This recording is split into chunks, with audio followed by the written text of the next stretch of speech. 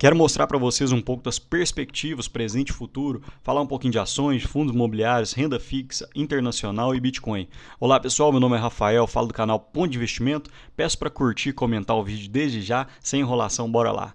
Vídeo puramente educacional e informativo, não é recomendação de compra. Essa é a divisão da minha carteira atualmente, pessoal, em percentuais. Tento seguir uma carteira estrutural. Em ações, 25%, mas eu quero aumentar um pouco mais esse percentual na minha carteira. Investimentos imobiliários, tento ficar em torno de 20%. Tesouro direto, renda fixa no geral, 25%. E internacional, juntando ETFs, investimentos e criptomoedas, de 20% a 25%. Isso é o que eu tento seguir. Então deixa eu falar um pouquinho mais para vocês de cada um desses pontos. Falando um pouco da renda fixa, peguei um gráfico para vocês do Tesouro Direto IPCA mais 2035. A taxa atual encontra-se em 7,8% e perceba que essa taxa a gente só teve em outros momentos de grandes crises. Na crise do subprime, em 2008, chegou mais ou menos em 9%. De 2013 e 2015, que foi quando o governo Dilma foi muito pressionado, estava tendo péssimos resultados, então chegou nesses patamares de 7 a 7,5% e agora mais uma vez chegou a 7,8%. Aqui está zerado, pessoal, porque esse título não foi oferecido durante esse período, retornou praticamente agora e já retornou com esse 7,8%. Então, normalmente, quem comprou nessa taxa aqui teve bom rendimento, tanto para segurar até o final, quanto para vender na marcação ao mercado. Perceba essa simulação, pessoal, no Tesouro IPCA mais 2040. Se você investir inicialmente 10 mil e ter aportes mensais de R$500, no final você vai ter investido 102 mil e o valor líquido ao final do resgate terá sido de 252 mil. Ou seja, ao ano você teve uma rentabilidade líquida de 10,07%.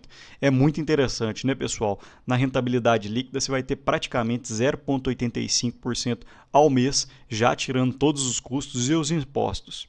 Olha a diferença se você tivesse investido na poupança, em CDB, em LCI, em fundo DI.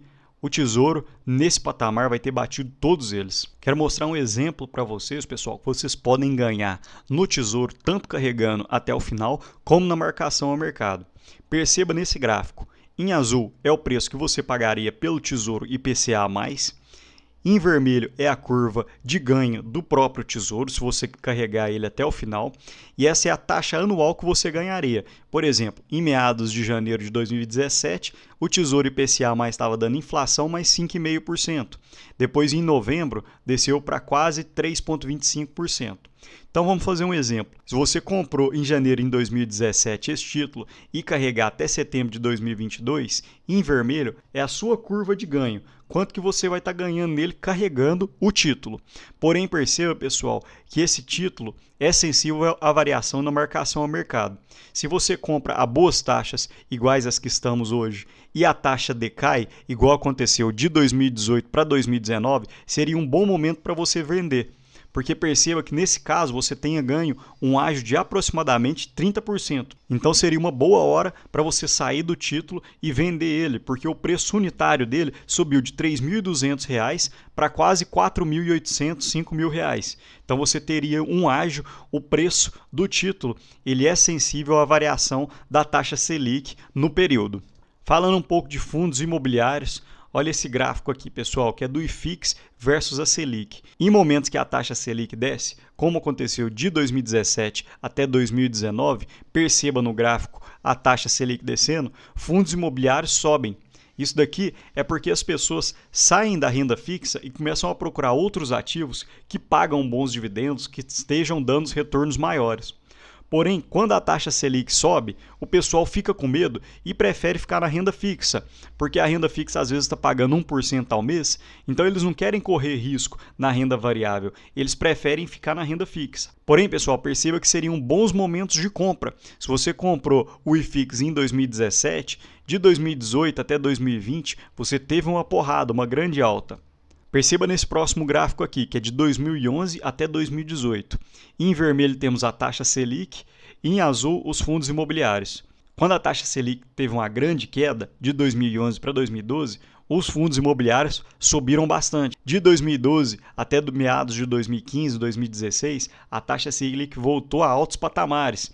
Então, os fundos imobiliários sofreram, ficaram lateralizados e até descendo. Mas em 2017, quando a taxa Selic baixou novamente, os fundos imobiliários explodiram. Atualmente, a nossa taxa Selic está parecida com essa de 2016. Então, pode ser que você esteja vendo um movimento igual a esse. Pode ser parecido. Mas na renda variável, nada é garantido, pessoal. Tudo pode acontecer, então não sigam cegamente isso daqui. Mais uma vez, olhando o gráfico. No início do ciclo de corte da taxa Selic, houve 34% de variação nos fundos imobiliários. De 2016 até 2018, mais uma nova alta de 25%. Pausa no ciclo de redução da taxa Selic em 6,5%. Foi quando os fundos imobiliários novamente sofreram. Mas quando começou a descer novamente a taxa Selic, os fundos imobiliários subiram mais 13% e mais 19%. Então, os fundos imobiliários têm muita sensibilidade em relação à taxa Selic.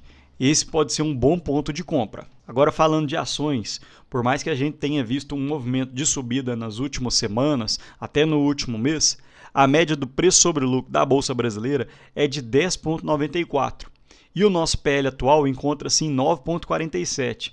Então nós ainda teríamos uma margem de 13,4% de subida. Aqui também a gente pode estar enxergando uma simetria e um bom momento de compra. E percebam, pessoal, que o Ibovespa em dólar bateu sua máxima em 2008. De 2008 até 2012, teve uma queda expressiva, ainda conseguiu recuperar, porém de 2011 e 2012 para frente, ou a gente teve uma queda ou ficou lateralizado. Então a bolsa em dólar praticamente não se movimentou desde 2006 e encontra-se no mesmo patamar. Mas eu quero frisar para vocês, pessoal, que o Ibovespa não é um bom índice. Tem diversas empresas lá que você não colocaria na sua carteira, empresas enroladas, em recuperação judicial ou com uma dívida muito alta. Então o Ibov não seria um bom índice para você balizar suas escolhas, porque lá você tem boas empresas que pagam bons dividendos, sem rolo, sem coisa fora do comum na sua carteira, e você vai conseguir bater o Ibov com certeza. O Bitcoin encontra-se no preço de 86 mil na data de hoje. Pode ser que tenha variado porque o Bitcoin mexe muito, mas no vídeo de hoje acredito que não vai ter tanta variação assim. E nos últimos 6 meses, uma alta expressiva de 32%, pessoal. Porém, percebam, pessoal, que do dia 30 de janeiro até dia 27 de março, houve uma queda acentuada de 17,5%. Saiu das máximas de 108 mil, 109 mil e desceu para esse valor de 86 mil dólares.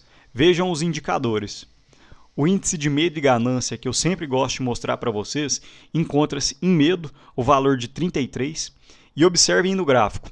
Em setembro de 2023, foi outro ponto que a gente chegou nesse índice de medo. Depois o Bitcoin teve uma alta expressiva, depois teve uma leve queda. Chegamos em pontos de medo novamente em julho de 2024, 3 pontos da faixa de medo e novamente teve uma grande alta expressiva. Será que a gente pode estar chegando nesse mesmo patamar e o Bitcoin ter uma nova alta?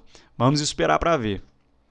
Aqui está a média móvel dos últimos 200 dias, que eu também gosto sempre de estar de olho. Está um pouco distante ainda a média móvel, principalmente por causa da alta que houve no final de 2024. E o Bitcoin nos últimos 10, 11 anos tem surpreendido sempre, tem tido uma grande alta, então é muito difícil que a média consiga chegar no preço atual do Bitcoin, porque como ele está sempre subindo, a média acaba não conseguindo encontrar a linha do preço atual, a média acaba sempre ficando um pouquinho para trás. Mas particularmente eu acho que o Bitcoin encontra-se num bom ponto de compra. Para não falar que não tem nada negativo, pessoal, falando um pouco de exterior, de investimento na Bolsa Americana. A relação de preço sobre lucro atual da Bolsa Americana encontra-se em 26 e a média dos últimos 10 anos foi de 18,65. Ou seja, se a Bolsa cair para a sua média dos últimos 10 anos, seria uma queda em torno de 28%. Então perceba, pessoal, que aparentemente a Bolsa encontra-se um pouco esticada. Até mesmo o presidente Donald Trump falou que está com um certo receio de ter uma recessão nos Estados Unidos. E quando você consegue comprar em preços menores que o preço sobre o lucro dos últimos 10 anos, normalmente você compra em bons preços. Em 1960, mas foi uma data muito longa, né? A Bolsa Americana existe há muito tempo, então há dados de muitos e muitos anos. Em 1980 também, porém na bolha das .com você baixou da média. Se você tivesse comprado em meados de janeiro de 2000, onde o preço estava abaixo da média até 2008, 2010, você teria tido uma valorização do seu capital muito alta. Aqui você teria um bom ponto de entrada na Bolsa Americana. Falando na forma que eu invisto em Bolsa Americana, eu invisto apenas em ETFs que replica o S&P 500. Eu não pretendo pegar ação por ação para poder estudar Apple, estudar Coca-Cola. Eu acho que já existem pessoas muito brilhantes e muito capacitadas olhando para a Bolsa Americana, então eu não conseguiria acertar a mosca lá. Eu prefiro investir através de um ETF que replica o S&P. Nem mesmo o Warren Buffett nos últimos 10 anos tem conseguido bater o S&P, então eu prefiro investir através de ETFs. Mas no momento, esse é um ativo que eu não estou aportando, estou esperando. Conforme eu disse, eu acho que o preço sobre lucro está esticado. Então vamos aguardar um pouco antes de fazer novos aportes. E perceba que até nos ETFs internacionais eu espero receber dividendo, porque o voo paga dividendos, ele paga mais ou menos de forma trimestral, tem um calendário bem consolidado, porém o dividendo é baixo, pessoal, em torno de 1,85% ao ano. Não é muita coisa, mas a gente está sempre recebendo. Mas é isso, pessoal. Falei um pouquinho de cada classe de ativo que eu invisto. Espero que tenham gostado desse tipo de formato de vídeo. Fico na espera de um feedback, comenta aqui embaixo o que vocês têm feito da sua carteira, se vocês estão me acompanhando ou não, se vocês acreditam que o internacional vai surpreender, vai aumentar, ou se vai ter mais queda ainda em outros ativos, me falem aqui nos comentários. No mais, deixe um ótimo dia e um abraço.